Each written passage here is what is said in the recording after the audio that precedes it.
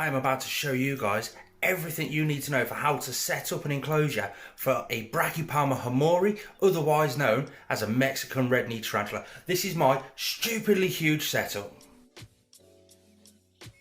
My name's Richard and this channel is called Northern Exotics. We talk all things reptile and invertebrate related. If that's something you're interested in, please consider subscribing. Let's go and check out my monstrously massive B.hamorri's enclosure. So firstly, I apologise for the shaky camera and everything on this episode. I've left my tripod somewhere else and I've basically just got to hold the camera for this whole setup. But this is the enclosure.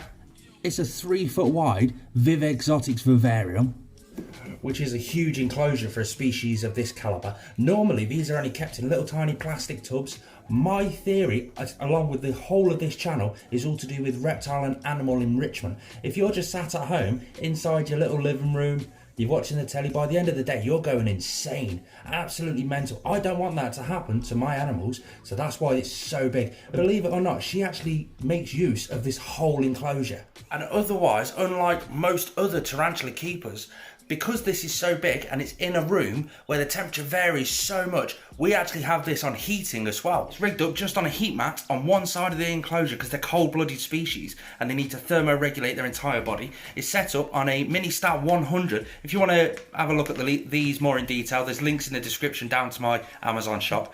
They'll be fully on there anyway. But the whole setup is set up for enrichment. So what I didn't do, I didn't just go straight onto YouTube and type in how to care for a Mexican red-knee tarantula.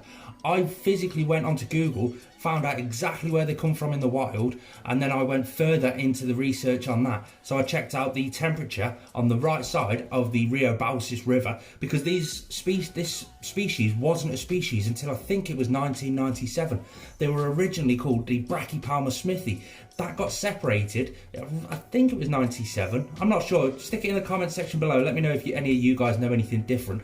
But the Rio Balsas, which is a river in Mexico, was that wide and got wider for that long that the two different species, well, it was the same species at one point and then it got changed over into two different species because they generated differently in the two different areas because of the two different landscapes and so on and so on. So I checked out all the temperature range throughout the entire year. I checked the humidity range throughout the entire year. I found out exactly where they live, how they sleep, every little detail possible for their wild surroundings, and I tried to replicate that here.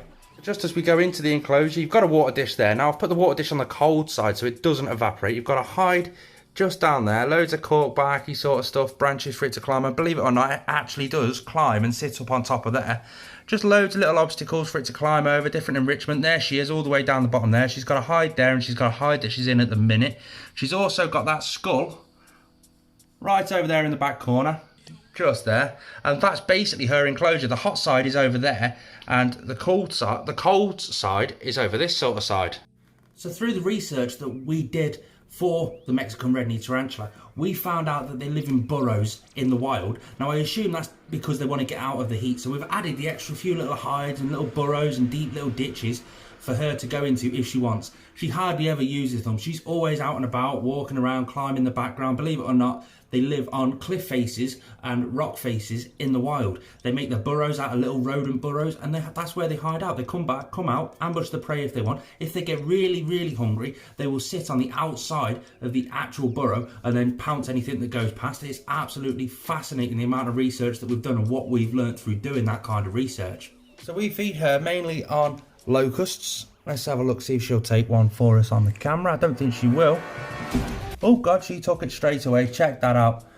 That is our female B.hamorri. Now she is the hamorri. Her species got diagnosed in 1997. So there's a good possibility she could actually be older than her actual species recognition.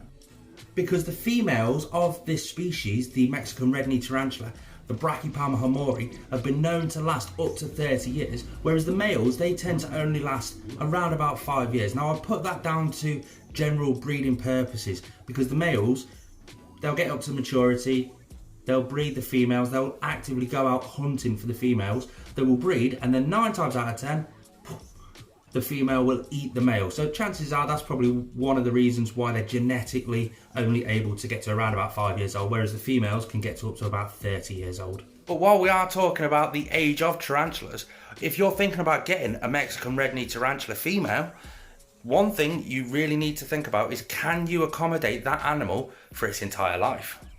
Now, you don't need an enclosure of this size, of this calibre, if you want to keep one. Me personally, I want to keep it. There's a lot more I want to do to this enclosure. I want to add the correct UVB lighting into the enclosure. It's something I've not got round to as of yet, but that's a definite sort of thing coming for the future.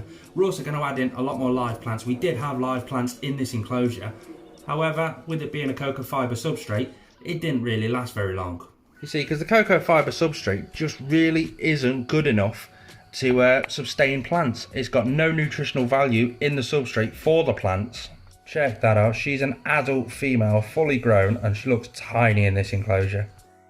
This is a bioactive enclosure, which basically means there's custodians inside the substrate, which will basically eat all of his waste. If you want to know more about bioactivity, or if that's the first time you've heard it, click the card directly above now.